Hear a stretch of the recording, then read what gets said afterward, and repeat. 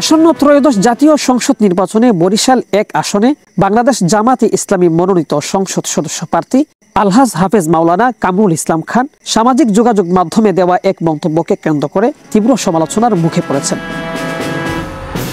আজকে ফেসবুকে দেওয়া এক পোস্টে তিনি লিখেন, আমার বড় ছেলে আরাফাতকে শিবির করার জন্য অনেক বুঝিয়েছি, অনেক চাপ সৃষ্টি করেছি, আমি ব্যর্থ হয়েছি, তাকে দিয়ে শিবির করাতে পারিনি।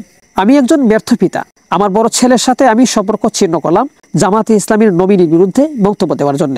এই মন্তব্য প্রকাশের পর সামাজিক যোগাযোগ মাধ্যমে ব্যাপক সমালোচনা শুরু হয়। অনেকেই প্রশ্ন তুলেছেন, নিজ সন্তান শিবির সমর্থন না করলেই সম্পর্ক ছিন্ন করা কি যুক্তিসঙ্গত? আব্দুল করিম আল মাদানী নামে একজন লিখেছেন, সন্তান শিবির না করলেই সম্পর্ক ছিন্ন করতে হবে। এ কেমন উদ্ভটতা ও উগ্রতা! জামাতে ইসলামীর অনেক শীর্ষ নেতা সন্তানেরও তো পরবর্তীতে দল বা শিবিরের সঙ্গে সম্পৃক্ত থাকেননি। তিনি আরও লিখেন, নিজ সন্তান শিবির না করায় যদি সম্পর্ক ছিন্ন করেন, তাহলে তিনি এমপি হলে সাধারণ জনগণের সঙ্গে কেমন আচরণ করবেন? এ সম্পর্কে রাসূলুল্লাহ সাল্লাল্লাহু আলাইহি ওয়াসাল্লাম বলেছেন, যে ব্যক্তি আত্মীয়তার সম্পর্ক ছিন্ন করে সে জান্নাতে প্রবেশ করবে না।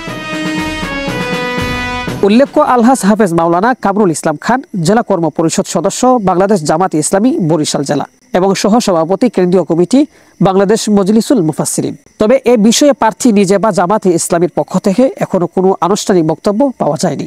চলমান নির্বাচনী প্রক্রিয়ার মাঝে এমন ঘটনার কারণে বরিশাল ১ আসনের রাজনীতিতে নতুন করে উত্থাপ ছড়িয়ে পড়ছে। শেখ সাদি, বিডিএস নিউজ।